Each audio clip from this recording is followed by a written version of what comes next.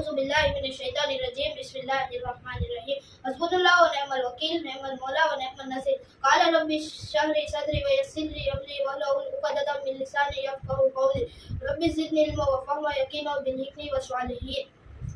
कुरान पाक की आयत समझ नहीं आती, जिसे कुरान पाक की आयत समझ नहीं आती उसे गदीर कुम की हकीकत समझ नहीं आती।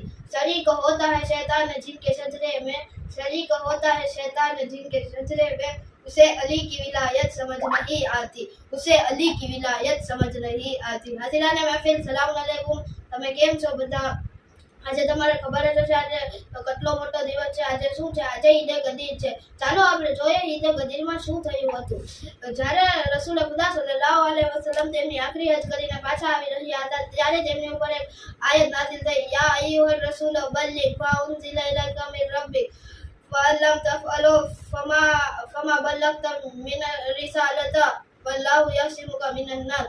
ए रसूल, તમારી ઉપર જે તમારા પરવરદિગાર ઉપરથી નાઝિલ થયું છે તેને બધા લોકો સુધી પહોંચાડી દો। અગર તમે આમ નહીં કર્યું તો તમે રિસાલતનું કાંઈ અંજામ જ નથી આપ્યું। પછી રસૂલ અલ્લાહ તમારા દુશ્મનોના શરથી મહેફૂઝ રાખે। પછી રસૂલ ખુદા સલ્લલ્લાહુ અલૈહિ વસલ્લમ એક જગ્યા ઉપર રોકાણા। એ જગ્યાને ગદીરે કુમનું મેદાન કહેવામાં આવે છે। પછી રસૂલ ખુદા સલ્લલ્લાહુ અલૈહિ વસલ્લમે બધાને હુકમ કર્યો કે અહીં ઠેરી જાઓ।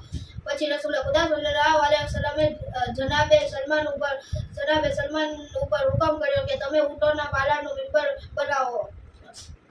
રસૂલ ખુદાના હુકમ પ્રમાણે જનાબે સલમાને ઊંટોના પાલાનું મિંબર બનાવ્યું। પછી રસૂલ ખુદા તેની ઉપર ઊભા રહીને તકરીર કરી। તે ફરમાયું, હું તમારી વચ્ચે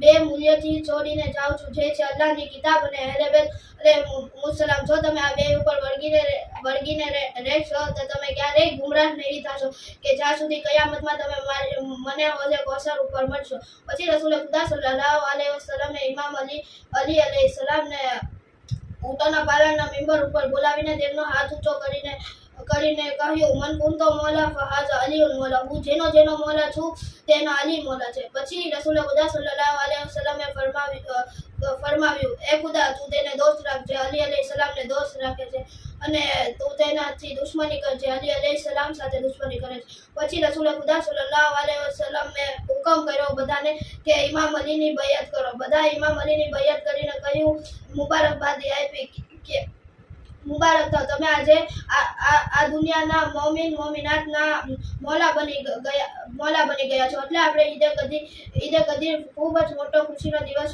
બનાવીએ છીએ। તમારે સૌને મારી તરફથી ઈદે ગદીર ઈદે અકબર મુબારક। ખુદા હાફિઝ।